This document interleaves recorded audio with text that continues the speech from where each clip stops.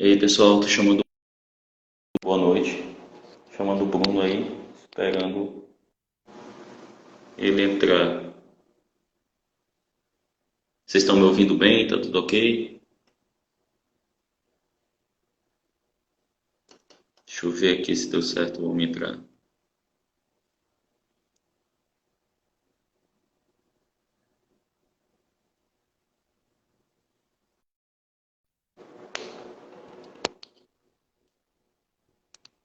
Ih, Bruno,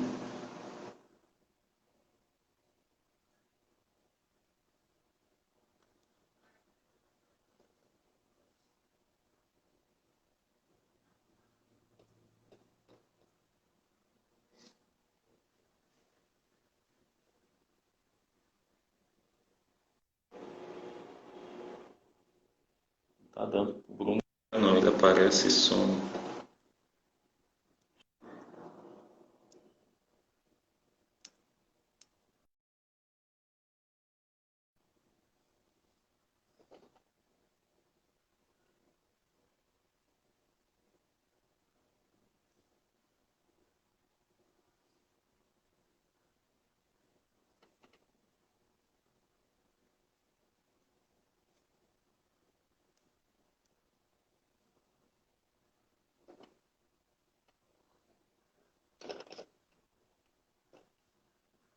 Vou tentar chamar ele, porque quando ele tá tentando entrar não tá conseguindo.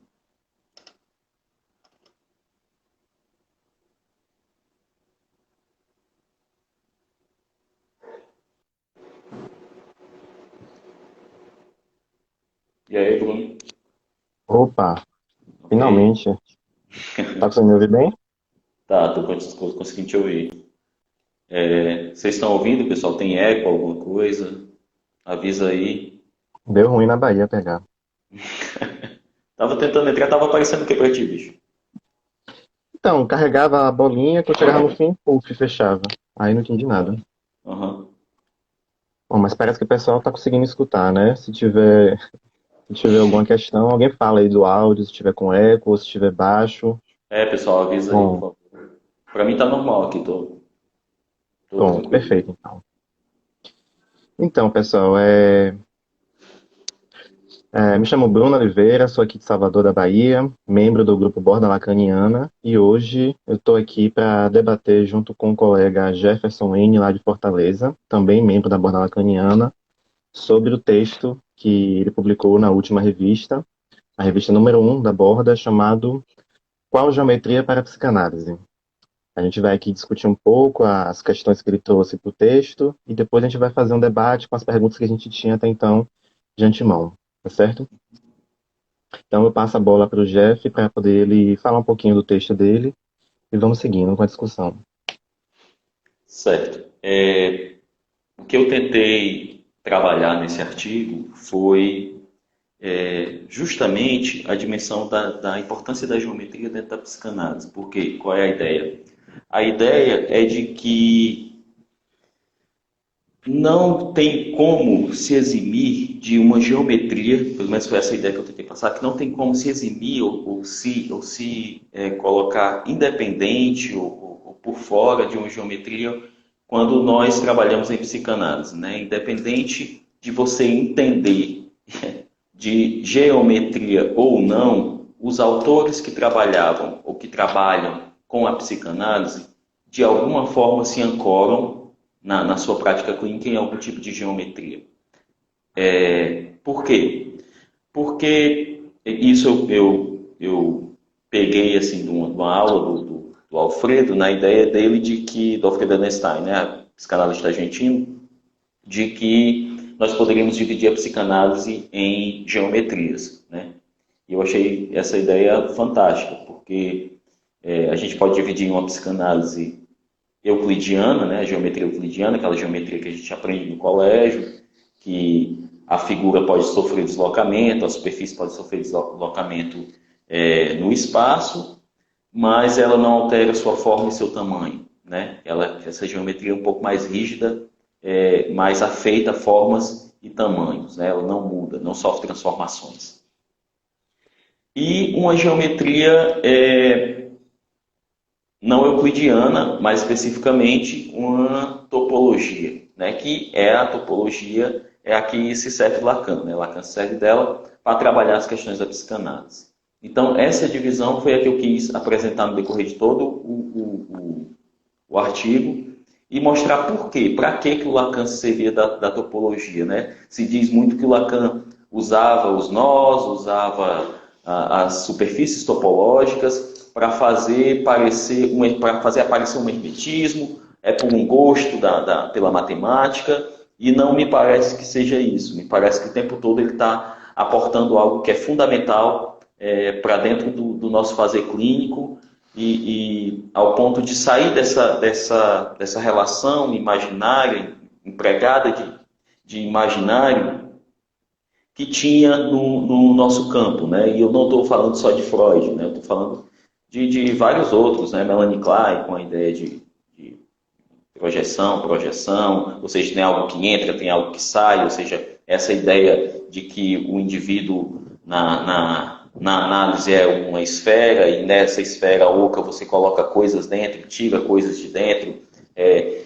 A ideia de profundeza ela está muito presente em Freud, né? A ideia de profundidade, de algo que tem um interior e um exterior, uma realidade interna e uma realidade externa. Então, o tempo todo Freud está se postulando nesse dentro, nesse fora, nessa geometria euclidiana, né? Existe um dado da realidade que provoca uma marca no inconsciente, o seu inconsciente, o meu inconsciente, e isso se energiza de alguma forma, e a partir disso você tem uma relação traumática com alguma coisa, e o máximo que você pode fazer é pré-consciente, ou seja, mudar a forma como você fala dessa marca, mas a marca continua lá. Então, essa marca não se apaga, né? Ele dá a ideia do bloco mágico, enfim, tem várias ideias do Freud em torno dessa ideia de marca psíquica, de registro de algo que fica ali e que se torna da ordem do imutável. Então, isso faz com que, na leitura que eu faço no artigo, com que isso ocasione uma ideia de adaptação, porque se o fato é um fato empírico dado, ele não pode ser modificado, o máximo que eu vou poder falar diferente disso, me posicionar diferente disso, e é por isso que eu falo um pouco de geometria projetiva, de perspectiva, da ideia da geometria projetiva como perspectiva, em que eu olho diferente o mesmo fato, né? Eu passo a olhar de uma forma diferente para o mesmo fato, mas o fato em si é imutável. Eu acho que a topologia vem quebrar essa ideia de que uma superfície em si ela não possa modificar ou ser modificada. E é por isso que o Lacan usa ela, né? Porque a estrutura de linguagem é uma estrutura maleável. Então é isso que eu tento mostrar dentro do artigo. Isso sinaliza para como também a dimensão da topologia, dessa forma, se mantém uma estrutura, mas as formas dessa estrutura podem variar. Pouco importa nesse sentido, não é isso? E aí é preciso pensar como é que esses conceitos teóricos vão caber em cima dessa estrutura. Sim, a estrutura última que eu tento trabalhar é a estrutura de linguagem, né? Eu acho que eu não deixei isso claro no texto e hoje eu mudaria isso, eu falaria um pouco mais disso. Que é a questão da estrutura com que eu falo, não é estrutura clínica, eu não estou falando de neurose, psicose, perversão, não estou falando nada disso. Eu estou falando de estrutura de linguagem. A estrutura com a qual nós trabalhamos é uma estrutura de linguagem, por isso que ela é muito mais maleável, é muito mais afeita a transformações e não essa coisa rígida de algo que esteja por fora do que é dito e que garanta a verdade do que é dito, né? De uma empiria, de uma realidade externa, né? ou interna, que faça uma dicotomia, e aí eu preciso adequar a realidade interna à realidade externa, porque para adaptar, para que ele possa trabalhar e amar, como Freud colocava, né? Não acredito muito nessa ideia do Freud, não. No seu artigo tem uma parte muito interessante, Jeff, em que você vai diferenciando a geometria pensada por Freud, né? Como é que ele articula a teoria dele de maneira esférica, de maneira cada um com seu próprio inconsciente, seu próprio sintoma, seu sofrimento. Não vai andando pela vida aí com esse sofrimento junto, até ir para a clínica para poder trabalhar aquilo, né? E você mostra o quanto Lacan parte de uma outra lógica de pensamento, em que É preciso pensar na topologia enquanto uma superfície de fala, já é uma outra condição que não é mais tridimensional, como você falou, né? Não é esférica, não tem uma noção de profundidade. E isso faz a gente repensar toda a dimensão do inconsciente, porque já não seriam mais dois inconscientes em uma situação de análise, mas sim um inconsciente que acontece ali entre os dois, naquela fala, naquela questão de discurso. Isso remonta para uma série de consequências, principalmente no que diz respeito à ideia de um analista que precisa silenciar o seu inconsciente, ou então um analista que precisa ficar à espera como um tipo de pescador do que vai vir de material do inconsciente, do analisante também. Muda de perspectiva, né? Sim, muda porque se você defende que a análise, que o inconsciente ele existe dentro de cada um, e independente de uma análise, você pode ficar escalado, sentado atrás de um divã, esperando que o inconsciente apareça, né? E aí você pode ficar nessa condição de que o analisando em algum determinado momento, ele vai manifestar o inconsciente. Se ele não manifesta é porque ele tem uma resistência muito alta. E a gente vê que o arcabouço teórico do Lacan, inclusive principalmente com a topologia, mas não só com ela, ele defende que, ora, se há algum impedimento dentro de uma análise para que o inconsciente apareça, essa resistência é do analista, que não está fazendo por aí o inconsciente. Né? Ele fala isso no seminário 15. Por aí o inconsciente. Quer dizer, é um ato do analista, é um ato de leitura do analista, é desse analista que depende, se ele é analista, né? Essa é a questão, de pôr aí o inconsciente. De pôr o inconsciente. Depende de um corte que o analista faz, que não é corte da sessão, necessariamente, mas é um corte na superfície. Porque o Lacan diz isso, né? O corte engendra a estrutura. O sujeito é engendrado pelo corte na superfície, né? Ele traz sempre essas ideias de que o analista ele tem uma função dentro da análise, e essa função é que ele faça aí, põe aí o inconsciente, que ele faça aí daquilo que está sendo dito, daquilo que está na superfície de linguagem, daquilo que está na fala do paciente, ele faça disso um inconsciente. Isso depende de uma eleição do analista, isso depende de um fazer do analista, e não e o inconsciente é uma produção da análise, é o analista que põe o inconsciente, é ele que faz. Então, são concepções completamente diferentes de inconsciente. Né? Ele fala isso no seminário 11, ele diz, olha, o inconsciente de Freud, lá vocês pensam que eu concordo com isso? Pois não, eu não concordo com isso. Na primeira ou na segunda classe, se não me engano, ele já fala isso, né? De que é na segunda, né? O inconsciente freudiano e o nosso. Né? Ele faz essa distinção em que tem o inconsciente de linguagem dele e o inconsciente de representação coisa, que é o inconsciente de Freud. Então isso é muito claro. E aí você tem duas posições clínicas completamente opostas, em que uma eu posso ficar à espera, à espreita, né? Essa ideia, à espreita do inconsciente para pegar ele no pulo do gato, e uma em que eu tenho que produzir. E aí eu tenho que trabalhar, e aí eu não posso ficar calado, né? Só esperando que ele apareça. Produto de leitura, no caso, né, como você coloca, porque muda a perspectiva. Não se trata mais de um significante que vai vir de graça por parte do analisante, em que você vai ter que fisgar aquele significante, como se acontecesse um ato falho, ali está a verdade. Essa é outra postura clínica, que é justamente você tentar ler aquilo que é trazido naquela noção discursiva e elevar aquilo à categoria de significante. É o analista que vai fazer esse tipo de intervenção para poder promover esse tipo de articulação, buscando essa lógica mínima, nesse sentido Exato. de saber que está sendo produzido. Sim. É interessante porque isso que você traz casa muito também com o texto do colega, tanto do colega Lucas quanto do colega Augusto, dando a dimensão de que a gente não precisa pensar a ideia de que as coisas são criadas e não que está sempre a pré. Não é algo que vem antes e depois o analista vai se haver com aquilo, mas é preciso que, a partir de uma intervenção do analista, se possa pensar as consequências daquilo que vai surgir até de antemão. Exato, exato. Né? É a dimensão de que eu ponho isso para funcionar, né? Eu ponho isso para falar. Então, parte de uma leitura minha é a eleição dos significantes dentro de uma análise. Né? Isso não está dado, isso não está a priori. O paciente não chega com um inconsciente e a partir disso eu leio esse inconsciente que vai se manifestar. Isso não, na minha leitura do problema, isso gera mais problemas do que do que soluções dentro de uma análise, né? Você tem análises que duram anos e anos e anos, porque o cara está simplesmente esperando que o inconsciente apareça. Que o analisando faça alguma coisa com o seu sintoma, ou encontre o rochedo da castração, ou faça alguma coisa desse tipo para encerrar a análise, né? Então, isso totalmente desresponsável, o analista é totalmente desresponsabilizado dentro de uma análise, né? Que não põe aí o inconsciente para funcionar. Exato. E isso leva a uma ideia, inclusive, bem equivocada de que é o analisante que trabalha apenas, né?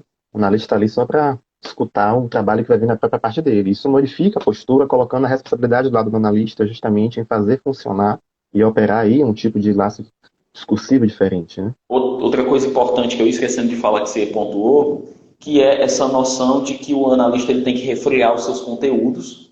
Veja a geometria que está implicada nessa fala, né? E os problemas disso, né? Eu tenho que refrear, está em Freud, né? Naqueles textos sobre o tratamento, ele trata bem disso. Essa ideia de que eu tenho que refrear os meus conteúdos, né? Se pautar numa espécie de neutralidade, e para que os conteúdos do outro emerjam. Então, é o que o Lacan chamava de two bodies psychology, ou seja, a ideia de uma psicologia dos dois corpos, né? Tem aqueles dois corpos na análise e, consequentemente, tem esses dois conscientes. Se tem esses dois conscientes e você trabalha, realmente você vai ter que refrear os seus conteúdos, porque em determinado momento alguma coisa sua pode passar para o outro e do outro pode passar para mim, e aí eu posso confundir os meus conteúdos com os conteúdos do análise. É um problema, e a partir daí você tem que perguntar quem fala dentro da análise. Se eu estou usando palavras minhas para descrever uma coisa do paciente, aí já tem problema, né? Eu já tenho que me isentar, porque aí eu não... E o Lacan, ele quebra essa ideia completamente quando ele diz que o analista ele não se exime de forma alguma. Por quê? Porque É a impossível, né? transferência... Porque essa transferência, exato, porque essa transferência, ela faz com que tudo que o analista, pelo menos grande parte do que o analista diz, ele já esteja nisso implicado. Ele já está pelo processo da transferência, por esse lugar que ele ocupa para o analisante, ele já está aí implicado. Ele já está aí, como é que eu vou dizer? Ele já está nisso comprometido. Então não tem essa falta de compromisso em que em um momento o analista ele vai poder se isentar, bancar o isentão, né, na análise. Não tem como, porque... Qualquer coisa do analista, seja um silêncio, uma palavra, qualquer coisa, tem efeitos, né? Então, ou ele leva à risca de fato que tem efeitos e tenta trabalhar isso, colocar pela vida a palavra, ou então ele vai achar e vai querer que ele pode ficar calado porque ele não sabe o que fazer. E aí Já, vira um grande problema. já ouvi gente falando que o analista fica muito calado, eu saio angustiadíssimo da análise, né? Pessoas falando isso. Então, o que, que isso faz uma política do analista, isso faz de um manejo do analista. Então, ele não está isento, ele provoca essas angústias no analisando. Entende? Exato. Então, é responsabilidade dele fazer alguma coisa com isso. E que levar isso para o campo da fala. Então, não tem como ele estar nem silenciando, é isso que o Lacan fala no Variantes, né? Nem silenciando o analista se isenta da sua responsabilidade. O PH tá rindo aí do meu inglês.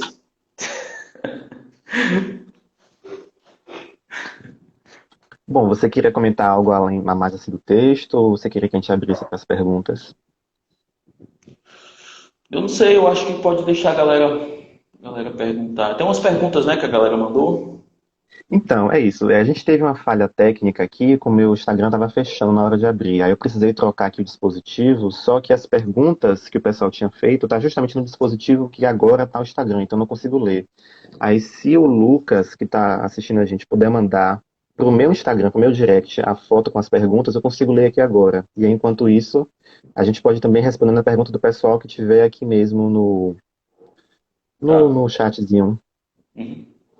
Deixa eu ver se já teve alguma pergunta até de antemão, além do comentário do seu inglês. Você pode mandar, Lucas, no meu direct que eu consigo abrir aqui as perguntas. Eu lembro de uma de cabeça, que uma pessoa perguntou sobre se Lacan tinha recorrido a várias teorias para poder achar uma posição para o inconsciente. O que você achava disso? Um lugar, né, para o inconsciente, algo assim, Isso, né? um lugar. Vou colocar o Exatamente. inconsciente em algum lugar.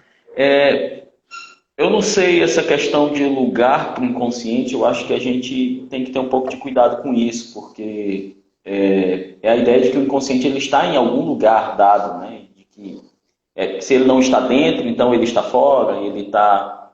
Eu diria que ele não está em lugar nenhum. Eu diria que ele está no ato do analista de pôr o inconsciente aí. Entende? Eu diria que é um ato de. O inconsciente ele aparece no ato de leitura, ele surge no ato de leitura do analista. Então, o paciente está ali falando e é necessário que ele fale. Se ele não fala, você não tem inconsciente, porque você não tem como fazer, né? Você não tem como pontuar alguma coisa, pôr um inconsciente aí, como o Lacan coloca. Então, eu acho que é isso. E eu acho que ele aporta várias teorias, lógica, topologia,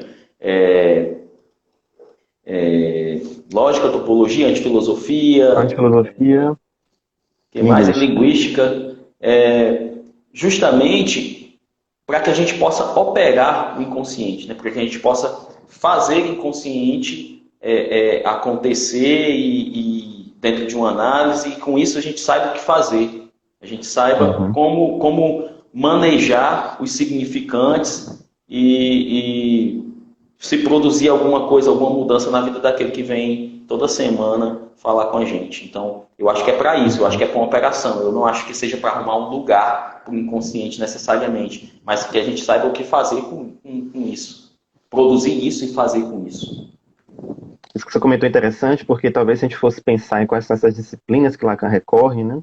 Às vezes as pessoas falam muitas, inclusive adoram incluir literatura aí no meio, mas acho que talvez Vicente, como você comentou aí, ele sinaliza essas 4 disciplinas que são importantes, né? A gente pensa na linguística, que ele extrai do estruturalismo e pensa em como estruturar o inconsciente quanto à linguagem, mas de uma outra maneira de pensar a linguística. A gente pode pensar na lógica, de como esse inconsciente, esse saber aí se articula de maneira lógica, muito própria. A topologia, justamente para poder pensar como é que essa intervenção vai partir justamente de um corte nessa topologia que vai desvelar a partir disso a estrutura até então posta. E a filosofia é sempre para pensar na ideia de que não se trata de uma condição ali ontológica, né, de ser, mas justamente que é algo que é sempre vindo como consequência do significante. Exato. Eu estou com as perguntas aqui que o Lucas conseguiu mandar, eu já peguei. Então essa Uhum. já foi, e tem mais 2 perguntas aqui que foram feitas previamente, né, na caixa de perguntas que a gente fez nos stories aí. A outra Uhum. pergunta é o seguinte: o momento do corte tem a ver, por exemplo, com algo da repetição no discurso do sujeito?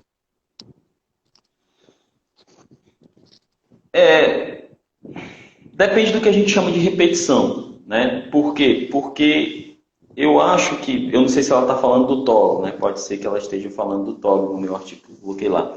Essa repetição ela é fundada pelo analista também, né? É o analista que produz uma repetição a partir do que o paciente fala. É a partir do que o paciente fala, não que o que ele fala necessariamente tem uma repetição. Acho que essa repetição ela é produzida por uma leitura do analista também. Então, Uhum. por quê? Porque não necessariamente porque o analisando, e a gente tem que ter cuidado com isso, eu suponho que a gente tem que ter cuidado com isso, porque pode cair uma ideia de que tudo aquilo que o paciente fala repetidamente numa análise, necessariamente tem a ver, ou vai ter algum efeito de sentido, ou vai, enfim. E aí eu fico repetindo tudo que o paciente fala mais de uma vez. Então, não necessariamente é uma palavra que ele fala mais de uma vez que se configura uma repetição. Mas é a relação de que pode ser uma frase inteira, pode ser uma posição, né, mediante uma situação, um impasse, em que ele toma necessariamente as mesmas decisões, né? Isso parte da minha leitura. Com a mãe ele toma uma decisão, com a namorada a mesma decisão, com sei lá quem, o chefe, a mesma decisão. Então, na leitura que eu faço, na análise do cara, ou da cidadã, enfim, isso que eu configuro como ponto de repetição. Interessante, isso aparece aqui, aqui, aqui, aqui. Fale mais sobre isso aqui. Entende? Eu acho que isso A parte de leitura uma no leitura. discurso, né? Isso depende muito, entende? Pode, não necessariamente porque ele fala uma palavra, isso se repete. O Alfredo brinca dizendo que porque o paciente vem toda semana às 10 da manhã e me dá bom dia, é uma repetição, porque todo dia que ele vem e ele me dá bom dia. Então, que bom dia é esse, né? Então, não se trata de uma repetição de palavra mas simplesmente algo que... E aí você precisa trabalhar o caso, porque você precisa ter uma lógica do caso mais ou menos estabelecida para saber onde se configuraria ali, pelas coordenadas do caso, uma repetição para você pontuar e saber o que fazer com isso, né? Saber como encaminhar o tratamento a partir disso. Isso tem que ter você tem que ter na cabeça uma lógica do que é que você tem que minimamente saber o que é que se faz uma análise. E eu acho que essa revista ela foi muito feliz nisso, né? O que é que se trata uma análise? O que é que se trata? O que é que a gente faz? Né?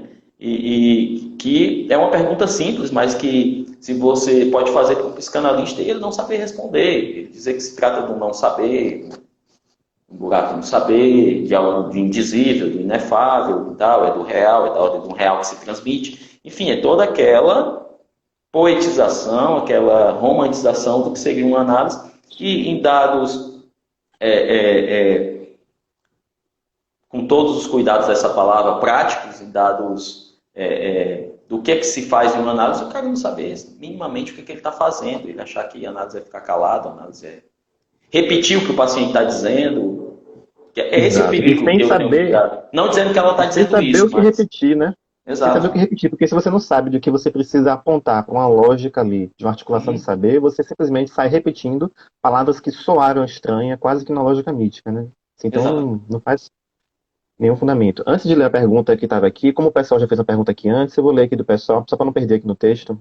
Percurso analítico perguntou assim, ó, você comentou que o corte não é necessariamente o corte da sessão. Poderia falar mais sobre isso?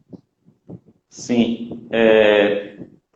O corte que o Lacan fala está integramente ligado com a ideia da banda de Moebius e o corte como aquilo que revela a estrutura, né? Eu preparei aqui algumas coisinhas, então, para a gente trabalhar aqui. A gente tem uma superfície topológica, certo?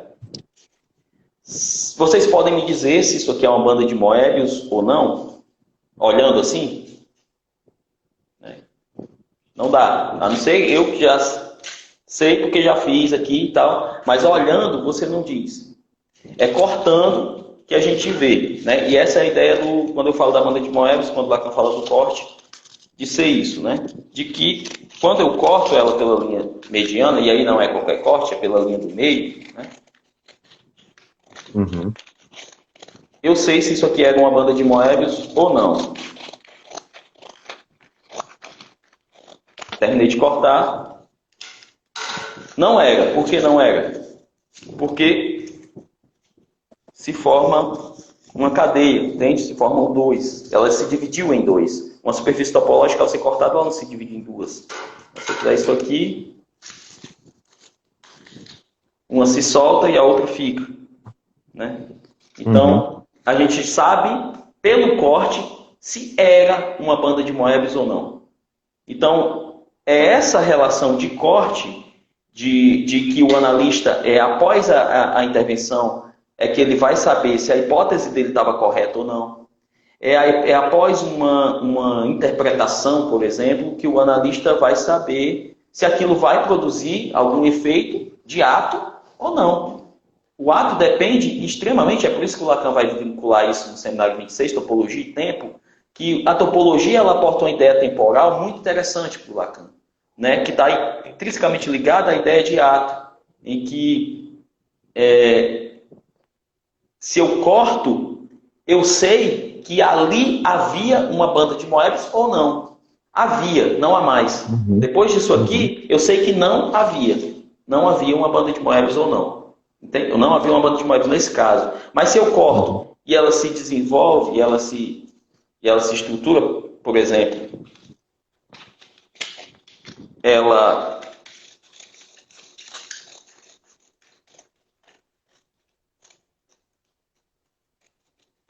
Cuidado com grama, pô.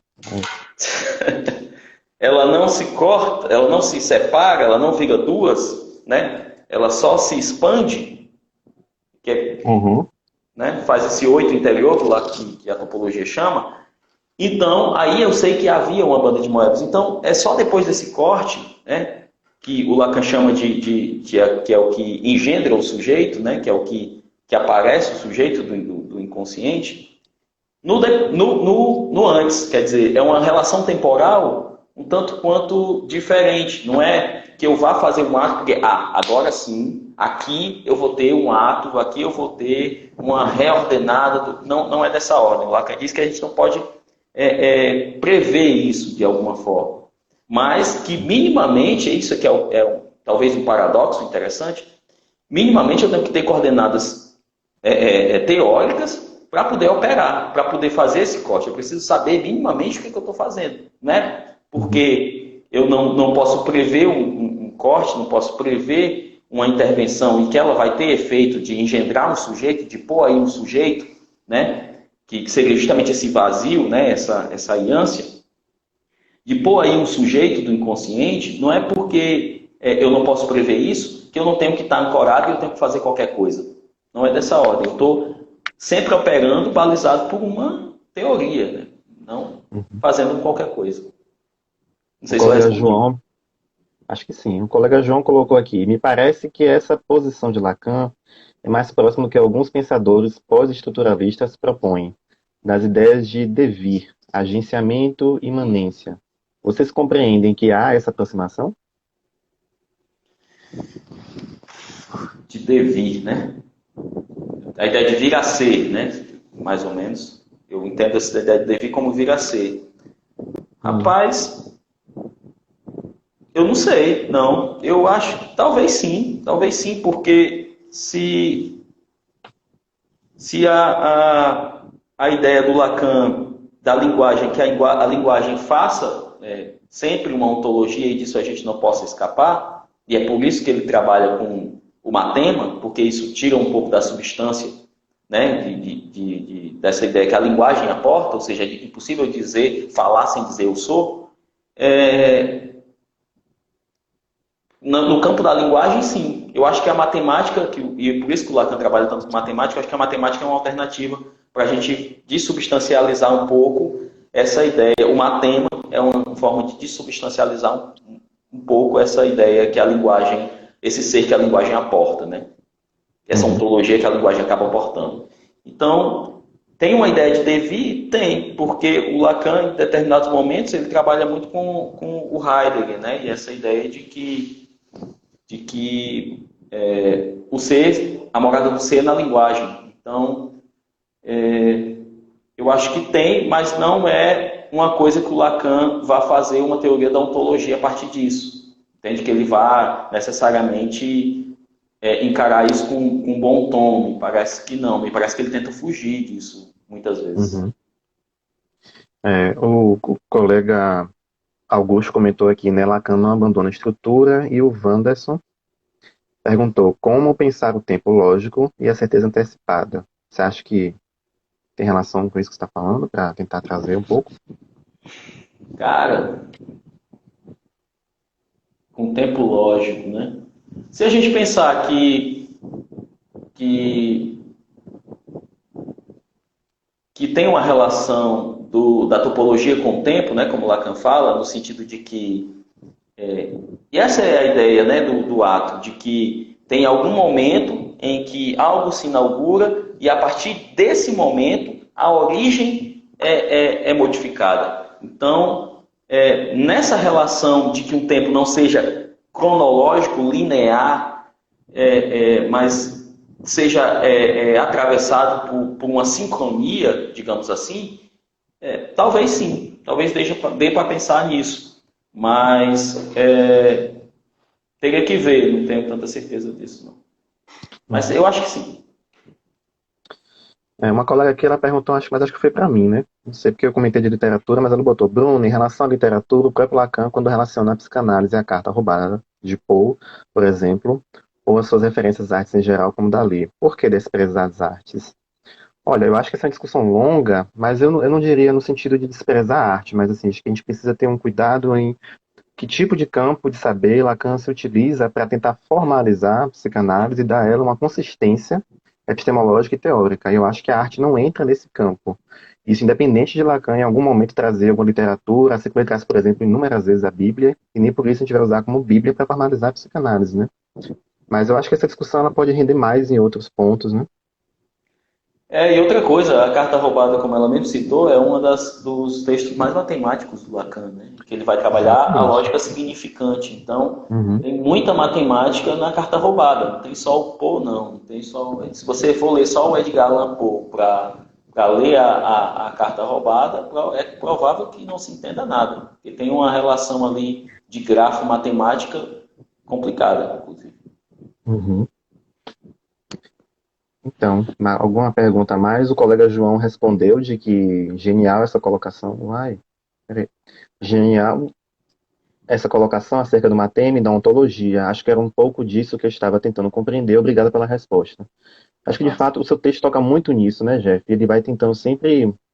E quando você vai falando essa diferença de geometria para Freud, para Lacan, pensando nas duas psicanálises, assim, a gente consegue ter uma clareza de como, para Lacan, a gente precisa fazer um esforço contra-intuitivo de dessubstancializar e de pensar uma estrutura muito diferente do que pode se conceber como essa estrutura euclidiana, né? Isso ataca diretamente essa noção de ontologia que Lacan insiste o tempo todo, né? Inconsciente ele é ético, não é ôntico. Apesar de, como o colega Vanessa falou, várias pessoas retornam para essa dimensão, né? Sim, porque quando você vê poucos lacanianos, né, hoje em dia, formalizam um caso a partir de um matema. Né? Os caras formalizam a partir do Graciliano Ramos, a partir da Cecília Meirelles, de uma Uhum, música. Você vê estudos de caso em alguns lugares em que o cara escreve em formato de poesia mesmo, como se fosse uma literatura. E você perde a dimensão de forma. A formalização não é necessariamente essa ideia de que tornar alguma coisa formal, mas talvez não só isso, mas a ideia é de dar uma forma para aquilo que não seja somente a ideia do caso a caso, entende? Só que não entre nessa ideia de singular, de único, de que tem algo aqui que. Não, a ideia do Matema é justamente uma ideia de transmissão. É algo que a gente uhum, pode transmitir. E é interessante que o Lacan coloca essa resistência à matemática, essa resistência ao matema, por campo de uma das resistências do analista. Né? Tem um texto que uhum. eu escrevi algum dia desse para o Instagram que fala justamente disso, né? Da resistência teórica do analista. O analista ele pode resistir de várias formas e ele pode resistir, inclusive teoricamente. Né? Tem coisas que o analista não quer estudar. Né? E aí ele coloca isso muito claramente, né? De que tem naquele texto dele, naquele prefácio ao texto do Schreber, uma coisa assim que ele fez, está nos outros escritos. E aí ele fala disso, né? Ele fala dessa resistência, da resistência que o analista pode ter com aquilo que depende da sua própria prática. No seminário 23 ele fala que se os analistas tratassem, levassem as análises como eu trato de trabalhar o meu seminário, de cuidar do meu seminário, as análises dariam melhores resultados. Quer dizer, se o cara trabalhava um seminário endoidando, o cara trabalhava o seminário dele endoidando com corda, com teoria das cordas da matemática. Então, quer É isso que eu ia dizer, falar, esse seminário 23, assim, ele faz uma coisa meio selvagem, né, de pegar a literatura de Joyce e tenta ali bolar várias questões da matemática, só que curioso como o nosso campo se concentra tanto na literatura de Joyce, no Ulisses, que eles nunca leram, inclusive, fala muito do Doomsday e tal, sendo que o seminário todo o cara tá ali tentando mexer com os nós, propondo as dimensões ali, e tudo isso fica de lado. A pois é essa matemática parece que fica questão. sempre... Essa questão, o fundamental do seminário 23 é Joyce ou são os nossos? Pois O é. que é que fundamenta? Você pega o seminário 23. O que é que fundamenta? Quantas vezes Joyce aparece? Quantas vezes o Lacan endoidando com algum nó vai aparecer? Isso é tremendo, quer dizer, isso é da ordem Pois é. sendo leviano até, isso é da ordem de um desmentido total, entende? Você quer completamente denegar a matemática da obra do cara. Cada 2 páginas de um seminário, cada 2 páginas, 3 páginas de um escrito, você tem um esquema, um grafo, um matema ali para o que você se depara. O cara passa por cima e segue a leitura de qualquer jeito. Então, eu não acho que Lacan se estude assim. Tá aí a Camila vai fazer uma live sobre como é que se estuda em psicanálise. Eu acho que é um ponto fundamental, entendeu? A galera acha que ler Lacan é como ler literatura, e não acho que seja por aí, entende? Eu acho que tem. Uhum. E eu acho que é disso que depende a nossa prática. Eu acho que se você diz que trabalha com Lacan e você simplesmente denega as coisas, assim, você leva as coisas de qualquer jeito, não sei, eu acho que deveria procurar outra coisa para fazer, não psicanálise, não está tratando as pessoas. Eu acho que é complicado. Descaso com a própria Beckson, prática é complicado. o Beckson perguntou aqui, Jeff, o corte causa uma espécie de efeito retroativo na análise? O corte enquanto ato, sim. Eu acho que sim. Porque é a ideia de que se, a partir daquela ideia que eu falei, né, um ato ele é um ato inaugural e a partir disso, lembrando da ideia de tempo, né, por exemplo, do Coiré, se eu não me engano, de que é a partir da experiência do relógio que a gente tem a ideia de tempo. Então, desde sempre houve tempo. Mas é a partir do momento em que se passa a medir, a contar o tempo, a gente tem essa experiência desde sempre. Então, é algo Uhum. que, a partir de um momento inaugural, se tem uma nova origem, se tem um outro começo. A partir do evento Freud, pronto, para levar para o nosso campo. A partir do evento Freud, desde sempre houve inconsciente. Eu acho que essa é Uhum. uma dimensão. O Lacan fala disso no seminário que na primeira classe. Essa é a ideia de um ato, né? Você tem uma fenda na Terra, né? Que é essa ideia de inconsciente e que reordena tudo, inclusive o passado. A partir disso, você começa a ver inconsciente em todo lugar. E você começa a supor que tem uma determinação para além da sua vontade, para além da razão, e que determina a sua vida de alguma forma. Então, é um ato marcado, sei lá, 1900 ou 1800 e alguma coisa, que reordena a origem. Né? Tem aquele texto que o PH gosta muito de citar, que é o o inconsciente dos modernos, uma coisa assim, e que fala disso, né? De que os gregos eles não tinham inconsciente. Se eu sonhasse, sei lá, tendo relações com a minha mãe, o que é que os deuses, eu ia me perguntar o que é que eu ia para o Tiresias lá, eu ia para o oráculo, saber o que é que Zeus queria dizer com isso, o que é que os deuses queriam me dizer com isso, né? Então, não tinha uma É, determinação minha, não tinha algo de sintomático, algo tem errado, tem algo de errado comigo, estou sonhando uma besteira dessa. Então, isso aparece com Freud. Então, uhum. eu acho que sim, tem uma dimensão de reordenar a origem das coisas, sim. E aí, aquela ideia também, né, de Newton, né, que assim, antes de Newton não existia gravidade, então assim, as coisas não caíam. A gente tomava o pressuposto, a gente não, né, mas o pessoal tomava o pressuposto aristotélico de que as coisas iam para o seu lugar natural. Mas depois Sim, de Newton, depois da forma da gravidade, as coisas caem. sempre houve E gravidade. Sempre houve aí gravidade. passa. Exato. Depois de Newton sempre há gravidade. Então é isso mesmo. E no sentido clínico também, isso é muito bacana com aquele exemplo de Goldenberg, eu não lembro exatamente como é que ele já falou milhões de vezes, mas assim, de que um analisante, falando em análise sobre os pais dele, ele chega à conclusão e diz: meus pais hoje são outras pessoas, alguma coisa assim. Sendo que esses Sim. pais já tinham morrido há mais de 10 anos. Uhum. Então, assim, houve uma mudança aí no sentido temporal que não depende dessa realidade óbvia e prática, né? Sim. A Mônica perguntou aqui: o corte e o surgimento do sujeito do inconsciente trazem quais implicações para a direção do tratamento? Repete, por favor, não. O corte e o surgimento do sujeito do inconsciente trazem quais implicações para a direção do tratamento? Acho que, por exemplo, você está nas voltas do toro, quando você faz o corte, você obviamente implica aí a dimensão de você produzir um sujeito. Quais as Uhum. implicações disso para a direção do tratamento? Eu acho que é isso. Eu acho que a ideia do toro, na ideia do toro, é uma formalização muito mais interessante para o que a gente faz quando produz uma repetição dentro de uma análise. Eu acho que é isso, é saber o que é que de fato está se produzindo ali dentro da análise, né? Saber, por exemplo, a partir da ideia do Lacan, de que o desejo é aquilo que está para além da demanda, é saber que eu preciso, para o neurótico, distinguir o que é uma demanda, o que é que ele está fazendo, entre aspas, porque ele quer, ou entre aspas, para responder a uma demanda, porque ele detesta fazer aquilo, mas mesmo assim faz pela direito, porque o pai quer. Sendo bem simplista. Direito porque o pai Uhum. quer. Então, é, formular, separar para o neurótico que por que ele está respondendo a isso, né? De onde que ele está respondendo a isso? Poder formular, fechar isso para ele, produzir sentido, que é um horror para muitos lacanianos. Na análise produzir sentido. Na análise a gente produz sentido, filhote. A gente produz sentido porque se você não tem produção de algum tipo de sentido, de fechamento, você cai numa ideia de que o paciente sai falando ali à torta e à direita e aquilo não tem nenhum tipo de corte, aquilo não tem nenhum tipo de basta, aquilo não tem nenhum tipo de produção dentro da análise. E aí você tem, a cadeia vai correr solta, né? Você vai ter um monte de associação e você está só calado ali. E aí eu acho que é necessário, eu acho que tem uma implicação para a direção do tratamento no sentido de que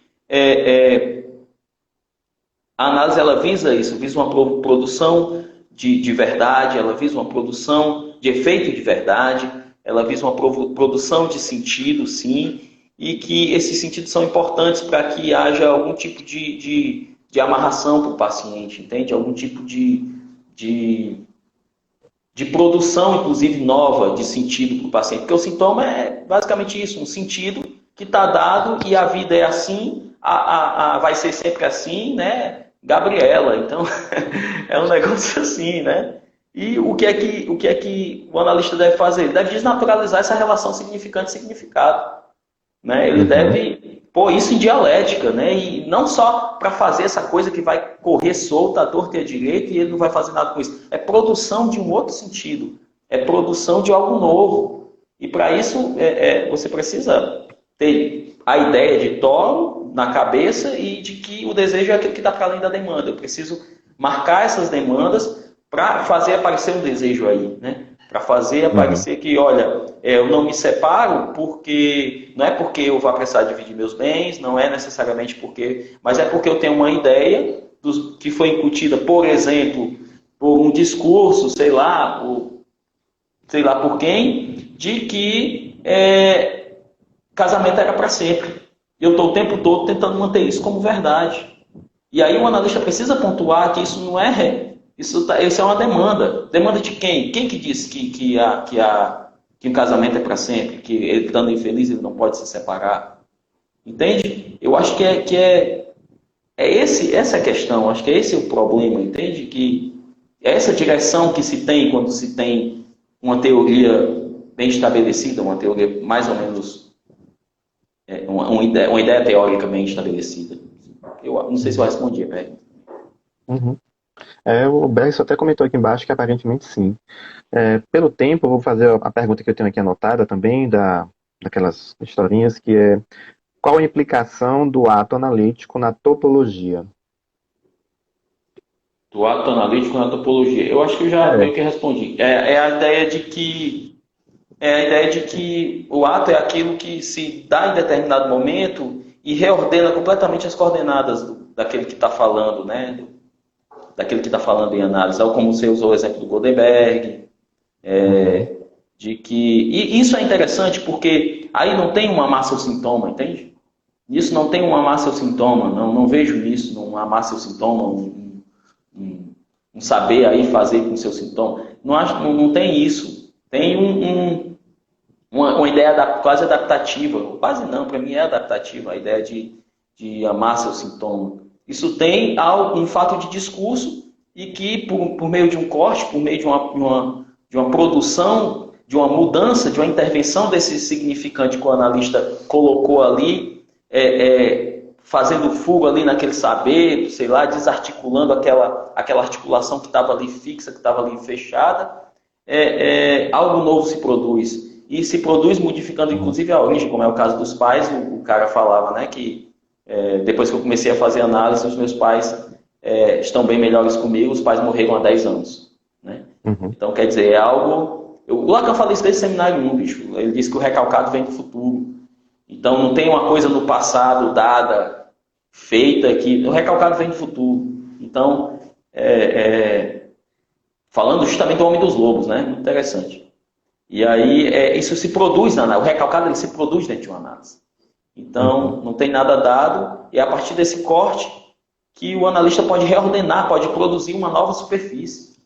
né? Isso aqui não estava, tinha aquele negócio lá que ninguém sabia nem o que era. Mas a partir do corte, se tem esse 8 interior, que é outra superfície, eu não posso voltar e colar e fazer uma banda de Moebius de novo, não dá. E se sabe o que era, né? Então, é isso, acho que é isso. Tem mais duas perguntas aqui, não sei se dá tempo, três perguntas pelo tempo. Eu vou tentar priorizar na ordem, né? Mai, essa ideia de quebrar a relação entre significante e significado vai em contraponto à noção de repetição em Freud?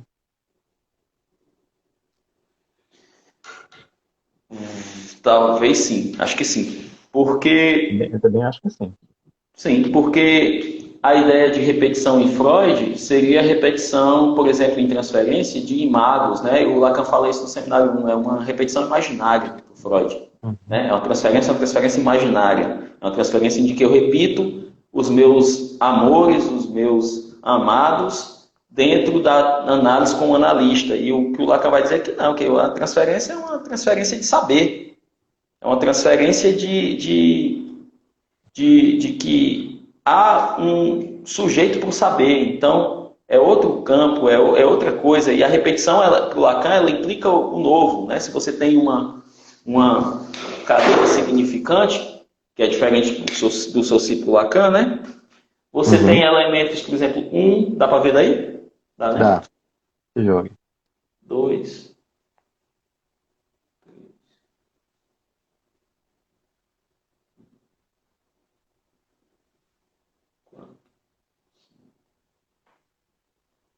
Você tem essa parte que passa por baixo e essa que passa por cima. Esse 2 que repete bem aqui não é o mesmo 2 que está aqui atrás. Uhum. Entende? Então, a repetição da cadeia, ela implica alguma coisa nova, não é a mesma repetição, enquanto por Freud se repete o mesmo. É por isso que o analista tem que levar a sua análise até o final, senão não leva na análise nenhuma até o final. Né? Para o Lacan se produz um novo. Né? A ideia do ex nihilo do Lacan, de que alguma coisa pode se produzir de novo dentro de uma análise que não necessariamente tem a ver com a análise do analista. Entende? Não necessariamente tem a ver com se você levou sua análise até o final ou não.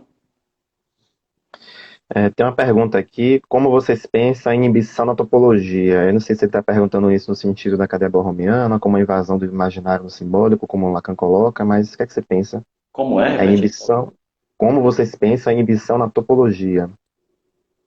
Inibição na topologia.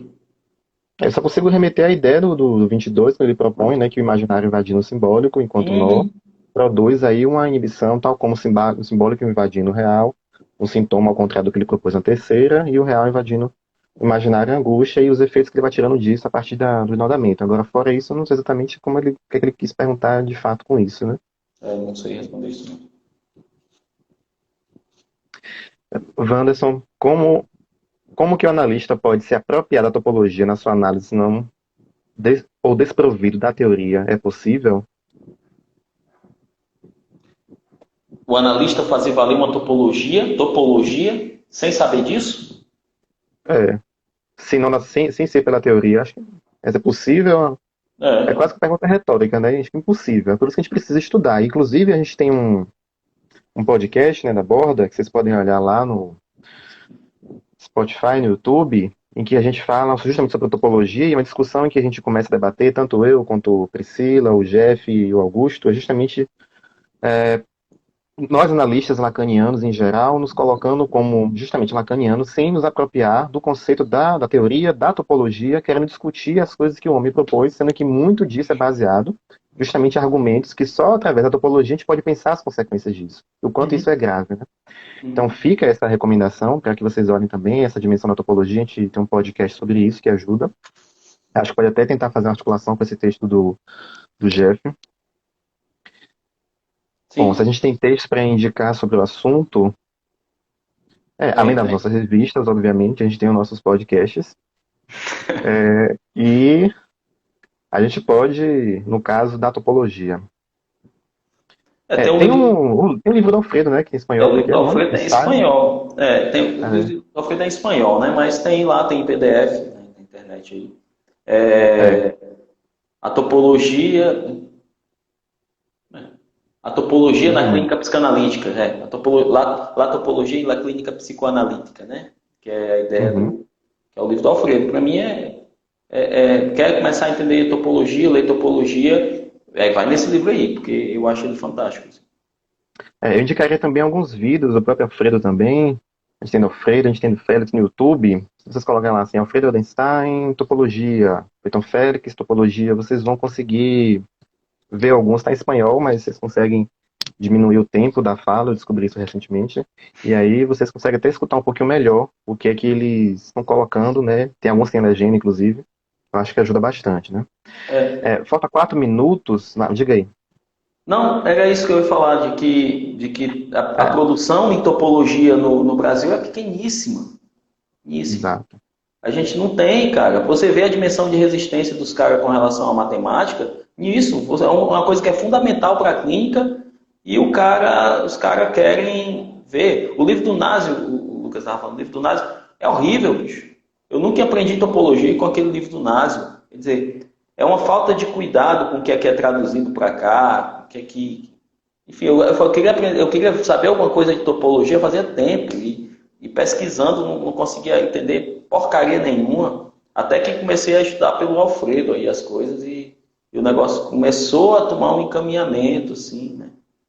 Então, é complicado, bicho. A- Alfredo Eldenstein, João. Tá pedindo para repetir o nome do autor do livro. Alguém, por Alfredo favor, ainda escreve está. aí Alfredo Eldenstein, porque acho mais complicado. Ah, Pronto. Augusto também relembrou de Pablo Amster, acho que é Pontes para Pensamentos Matemáticos em Lacan, alguma coisa é, assim, né? Enfim, apontes. a gente pode até depois colocar como referência, na hora de você finalizar a live, quando você for postar no IGTV, a gente pode colocar embaixo assim, as referências citadas, Show. indicações e ajuda. Massa, Pelo massa. tempo, eu não sei se já está acabando ou não, mas vamos lá. A gente vai ter na próxima, de hoje a 15, o texto que vai ser o Jefferson discutindo com a Jéssica Gomes o inconsciente como coisa e o inconsciente como estrutura de linguagem, diferenças teórico-epistemológicas entre Freud e Lacan. Vai ser de hoje a 15.